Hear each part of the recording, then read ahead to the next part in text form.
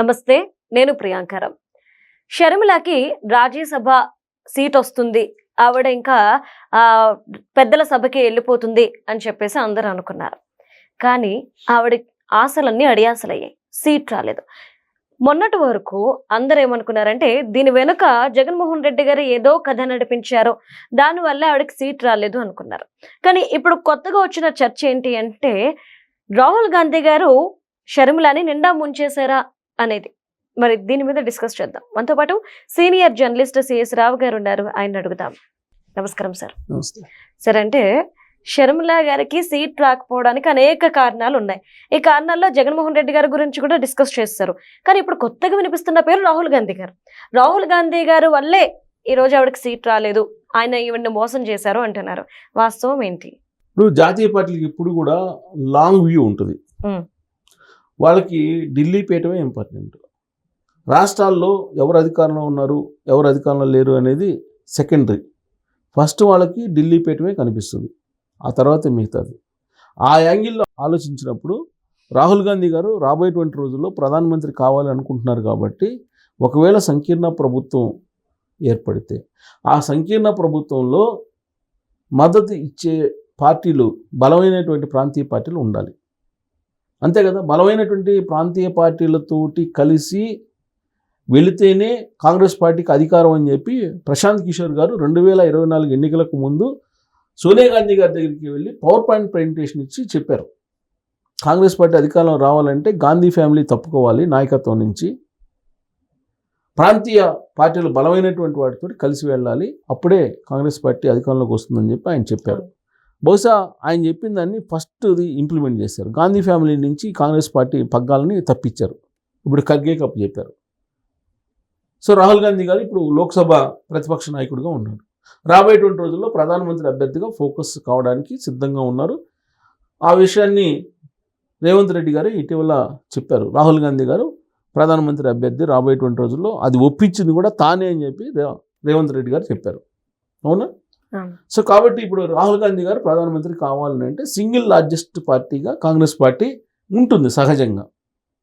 కానీ ఒక కాంగ్రెస్ పార్టీయే 270 మ్యాజిక్ ఫిగర్ని దాటి ప్రభుత్వాన్ని ఏర్పాటు చేసే అంత ఎంపీలు వస్తారా అని అంటే డౌటే.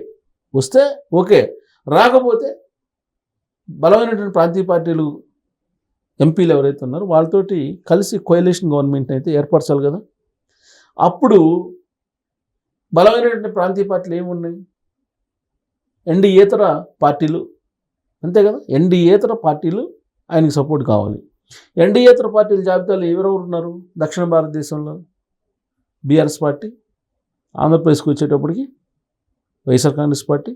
అంటే ఎన్డీఏతర పార్టీ అంటే డైరెక్ట్గా, ఇండైరెక్ట్గా ఎలాగో ఎన్డీఏలో ఉంది వైఎస్ఆర్ కాంగ్రెస్ పార్టీ. ఇండైరెక్ట్గా ఉంది కాబట్టే ఇవాళ జగన్మోహన్ రెడ్డి గారు అరెస్ట్ కాకుండా సేఫ్గా ఉన్నారనేది రాజకీయ వర్గాల్లో వినిపిస్తుంది కదా. సో కాబట్టి ఇండైరెక్ట్గా ఉన్నారు. అలాగే ఇక్కడ కేసీఆర్ గారు ఉన్నారు. ఇంకా డిఎంకే మొన్నటి వరకు డైరెక్ట్గా ఇండి కూటమిలో ఉంది, ఇప్పుడు ఎన్డీఏలో చేరడానికి సిద్ధంగా ఉంది. బట్ దానికి కూడా చిదంబరం గారు కొంచెం బ్రేక్ వేసినట్టు ఉంది ఈ మధ్యకాలంలో. ఎందుకంటే మేము డిఎంకే తోటి చర్చించిన తర్వాతనే టీవీకే పార్టీతో కలిసి ప్రభుత్వంలో భాగస్వామ్యం అయ్యాము అని చెప్పి ఆయన చెప్తున్నారు. సరే, దాంట్లో నిజాలని తేలాలి. ఇప్పుడు డిఎంకే విడతల వారి మద్దతు ఎన్డీఏకి ఇస్తామని చెప్పి చెప్పారని కూడా ఈ మధ్యకాలంలో వచ్చినటువంటి న్యూస్. డిఎంకే అంత అడ్డగోలుగా ఎన్డీఏకి మద్దతు ఇస్తే అక్కడ నష్టపోయే అవకాశం ఉంది. బహుశా అంత అడ్డగోలుగా ఇవ్వకపోవచ్చు, లేదా నేరుగా భాగస్వామ్యం కాకపోవచ్చు. ఎన్డీఏలో నేరుగా భాగస్వామ్యం అయితే కనుక అక్కడ డిఎంకే అస్తిత్వమే దెబ్బతినే అవకాశం ఉంది. కాబట్టి ఆ పని జరిగే అవకాశం లేదు. కాబట్టి డిఎంకే అక్కడ ఉంటుంది. ఇక కేరళలో ఎలాగో అక్కడ ఎల్డీఎఫ్, యూడీఎఫ్ ఉంది. ఈ మిగతా పార్టీలు, ఇప్పుడు అక్కడ సమాజ్వాదీ పార్టీ ఉంది. సమాజ్వాదీ పార్టీ ఎలాగో కాంగ్రెస్ పార్టీతో కలిసి రావాలనుకుంటుంది. అలాగే టీఎంసీ ఇప్పుడు ఆల్రెడీ కాంగ్రెస్ పార్టీలో విలీనం కావడానికి సిద్ధంగా ఉంది. ఆల్రెడీ విలీనం చేయడానికి సిద్ధంగా ఉంది అని చెప్పి వాళ్ళ జాతీయ న్యూస్ వస్తుంది, నేషనల్ న్యూస్లో వస్తుంది. మమతా బెనర్జీ కూర్చొని మాట్లాడుకుంటున్నారని. సో కాబట్టి ఇవంతా కూడా రాహుల్ గాంధీ గారికి అనుకూలమైనటువంటి వాతావరణం. ఈ వాతావరణంలో ఎక్కడ శత్రువులను చేసుకున్నా కానీ బలమైనటువంటి రాజకీయ పార్టీలని రాబోయేటువంటి రోజుల్లో అవసరాలు తీరవు. ఆ కారణం చేత షర్మిల గారికి కనుక రాజ్యసభ ఇస్తే వైఎస్ఆర్ కాంగ్రెస్ పార్టీ జగన్మోహన్ రెడ్డి గారు భవిష్యత్తులో ఒకవేళ ఉపయోగపడాల్సి వస్తే ఉపయోగపడ్డేమో అనేటువంటి ఉద్దేశంతో రాహుల్ గాంధీ గారే షర్మిల గారికి రాజ్యసభ ఇవ్వకుండా స్కిప్ చేశారు అనేది ఇప్పుడు లేటెస్ట్గా ఢిల్లీలో వినిపిస్తున్నటువంటి ఒక వార్త. టాక్.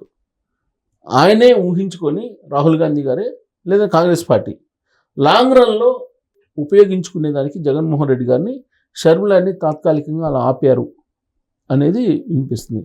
మరి అదే నిజమైతే నెక్స్ట్ వచ్చేటువంటి కోటలో కూడా షర్మిల గారికి ఛాన్స్ ఉండకపోవచ్చు. లేదు, ఈ ఎలక్షన్ లోపలే షర్మిల గారిని పిసిసి అధ్యక్షుడి నుంచి కూడా తీసేయచ్చు. ఒకవేళ వైఎస్ఆర్ కాంగ్రెస్ పార్టీ వాళ్ళు కోరారు అనుకోండి, పిసిసి అధ్యక్ష పదవి కూడా తొలగిస్తారు షర్మిల గారికి. ఓకే. తొలగించే అవకాశం కూడా లేకపోలేదు. కాబట్టి లాంగ్ రన్లో ఆలోచించి రాహుల్ గాంధీ గారు తీసుకున్నటువంటి ఒక నిర్ణయం కింద దీన్ని చెప్తూ ఉన్నారు. అదే నిజమైతే కనుక రాబోయేటువంటి రోజుల్లో కాంగ్రెస్ పార్టీ వైఎస్ఆర్ కాంగ్రెస్ పార్టీ కలిసి ఎన్నికలకు వెళ్ళే అవకాశాలు కూడా లేకపోలేదు. Right. Thank you so much sir. Thank you.